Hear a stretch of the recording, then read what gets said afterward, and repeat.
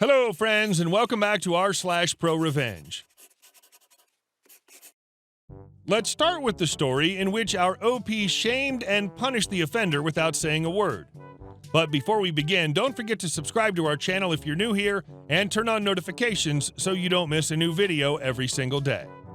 So here we go. Monkey see, monkey do. Got to work a couple days and saw that my prime parking spot right next to the employee entrance was open. Put on my turn signal and turn into the lane right next to the spot. The lady in the car next to the spot was loading her trunk with groceries, so I was being careful. Just as I was about to start into the spot, two people walked down the lane between her car and mine, and I stayed stopped to let them pass safely. The lady was done loading her trunk. About the same time, she closes the trunk and looks right at me, making eye contact. She wheels her cart into my space, keeping eye contact the whole time. She puts the cart up against the parking pillar parked long ways, so there's no way to fit my car into the space with the cart there. She kept eye contact with me until she sat in her car. Game on. I stopped my car and got out. I walked to the cart and turned to make eye contact with her. I then pushed the cart directly behind her car, keeping eye contact as long as I could. I then walked past her door, making her shut it as she was trying to get out to move the cart. I sat in my car and pulled forward and parked. I gathered my work gear and got out. I expected the cart to be behind my car, but I looked up and saw her walking back from the cart corral. She was no longer making eye contact. I thought about making a sarcastic comment, but decided that since she did put the cart away, I should let it go. She was a jerk and I was a jerk right back. It was a tie. Almost. I did get a little petty revenge out of it. And our second story. Overtime. That's right, overtime. This is one my cousin told me. He worked at an injection molding company as a machine operator, and one of his colleagues was named Danny. He was a runner. He would show up early and start up the machines before day shift arrived. He would make sure that each machine had enough raw materials and boxes for the completed products, that sort of thing. He would pull the full skids of completed product and take them to the warehouse and wrap the skids for shipments. He'd load the trucks and accept the deliveries of raw materials. He knew everyone on the factory floor and was pretty much a pivot man for the operation. Let's call the company Canco, since it was located in Ontario, Canada. They got bought out by an American company, Amco, and Amco sent up a new guy to be facility manager. Before they got bought out in 2019, Canco was struggling. Danny was an arrive early, stay late kind of guy, so he offered to bank his overtime, and Canco accepted. He got it in writing. At the end of 2019, he asked to be paid out for his accumulated overtime, which was substantial. In January 2020, the facility manager called him into the office and offered him a $6,000 annual bump in pay and increase in benefits if he accepted a salaried position for 44 hours a week. Danny took it. As 2020 went on, Danny was working lots of hours and submitted an Excel sheet every week with the hours he'd actually worked.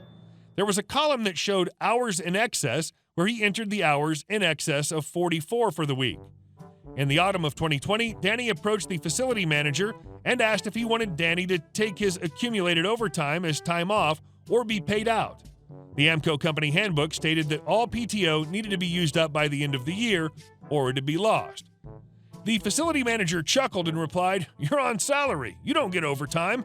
That's why I put you on salary." "That's not right, boss. I get overtime after 44 hours. "No, you don't. That's Amco company policy." "Yes, I do. That's Ontario labor law." Danny handed him a printout of the relevant page from the Ontario government website. The facility manager said he'd look into it, but didn't. Danny pestered him, and finally, fed up, he fired off an email to the facility manager, the plant manager, Canco HR, and Amco HR as well. Eventually, he got called into a meeting with the plant manager, the facility manager, and HR. You should understand that HR was a bit of a Karen. Nobody really liked her, but she was a blabbermouth. The company tried everything to get out of paying the overtime. Danny asked, "Do I have the authority to enter into contracts on behalf of the company?" "No." "Do I have the authority to assign work to my colleagues or discipline them?" "No." "Then I'm not a manager or supervisor, and under Ontario labor law, these are the only people exempt from overtime." "Oh, and you see that total? You can multiply that times 1.5, so for every hour overtime I worked, you either pay me an hour and a half or give me an hour and a half off with pay. After the meeting, the facility manager was furious. His little scheme to get free work out of Danny didn't play, and now he looked really bad in front of his boss. Danny, beginning right now, you don't work another minute of overtime without my permission. You got that? Okay, Danny replied. Let me put that in an email. He did, and the FM confirmed it in a reply. Danny was arriving at 5:30 a.m., more than an hour ahead of the production team, in order to unlock the doors, turn on the lights, and warm up the machines. These machines melt little beads of plastic and squirt them into molds, so they take about 45 minutes to an hour to warm up. So the next day at 2:30, Danny left and shut off his phone. There was an afternoon shift that started at 3 p.m. and a meeting with the day shift foreman, the afternoon shift foreman, the FM, and Danny, and there was a discussion of any issues and production targets for the shift. Since Danny wasn't there and he had the tally sheets, the afternoon shift had no idea what they were expected to produce for the shift. The next day, Danny came in early as usual, and when the FM arrived, he demanded to know why Danny didn't attend the meeting. Danny explained that his shift was over, and he went home since he wasn't allowed overtime. That's why he shut off his phone, too. He can't do company work on his off hours. That's overtime. The FM said that Danny's attendance at the meeting was mandatory, so Danny suggested that the only way for that to happen would be to adjust his working hours. The FM changed his hours to 8 a.m. to 4:30 p.m., effective immediately, and put it in an email at Danny's insistence. Later that day, there was a delivery that arrived at 3 p.m., and Danny wasn't there to unload it, so they had to turn it away and have them return in the morning. The next day, Danny arrives at 8 a.m., as instructed, only to be met by a furious day shift foreman. When the foreman arrived, the entire production staff was in the parking lot as the doors were locked. He opened up, let them in, and then they had to wait around for almost an hour, producing nothing as the heating coils on the machines came up to temperature. The FM arrived in the middle of this bollocking, and Danny simply pointed at him and said, "He changed my hours to an 8 a.m. start. Didn't he tell you?" This turned the wrath onto the FM, who now had to take responsibility for a 12 to 15% drop in production for the day. There were also occasional Saturdays where the company fell behind. Only Danny wouldn't be there to bring the machines raw materials or take away finished product. That would turn into a cluster F2. So the FM gave in and gave Danny blanket authorization to work any overtime required. The raise he got to bump to salary ended up boosting his pay by about $275 an hour. The only downside was that Danny couldn't bank it. It was paid out each check. The kicker? Remember Karen, the blabbermouth from HR? Somehow, and nobody knows exactly how, word got around the office that anyone who wasn't a manager was entitled to OT, and they all started submitting timesheets that included it. And our last story. A story that I kept for myself for so long.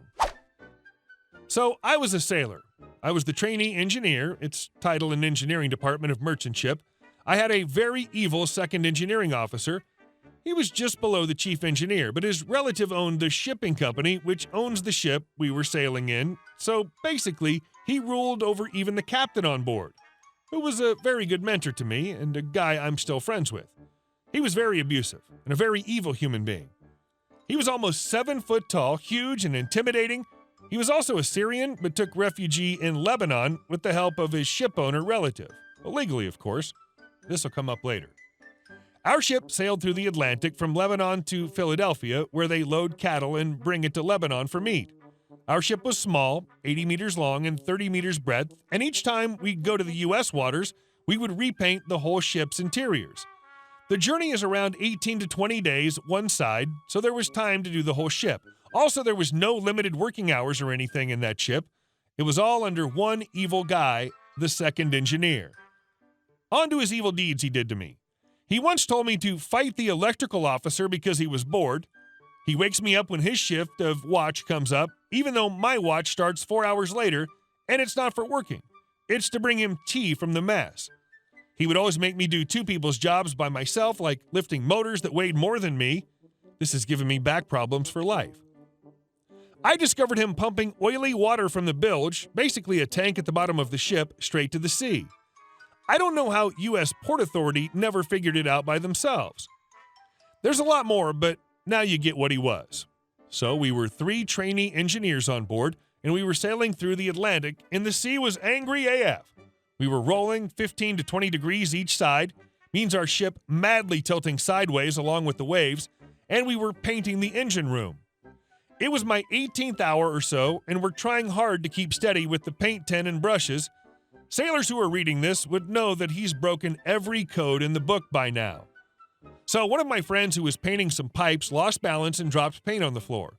Second engineer saw this from afar and ran like some WWE actor and kicked my friend. I still remember my friend asking me what was the point of spending all the money and time to be an engineer if this is what sea life is. We were all first-time sailors. The ship reached Philadelphia, and the rule among us was to act like we don't know English or else face the very bad consequences. But before reaching the port, my friend told me we have to end the reign of the jerk. You know who, right? The second engineer. I'll call him Jerk from now on. So we wrote a letter, a huge one, stating everything.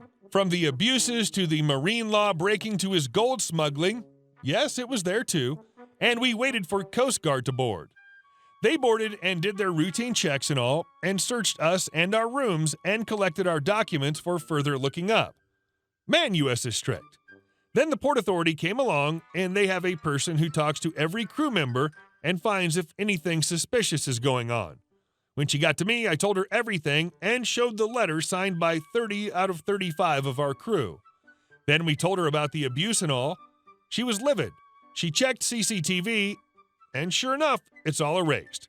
Then Port Authority did a thorough AF inspection of the engine room and found the bilges empty to the sea, which is like a major crime in the marine world. In the end, Jerk got arrested in U.S. soil, and they tried sending him to Lebanon, but his passport was fake. It wasn't even his real name. He was an illegal immigrant in Lebanon. He got immediately sent to Syria. The rest, told by the captain later to me, he was in a lot of trouble in Syria. He was arrested and jailed for a long time. He really deserved it. I've quit sailing and now following my passion. I did a jump from engineering to cooking. Actually, cooking has always been my passion. Hey guys, thank you all for watching the video. I'll see you in the next one.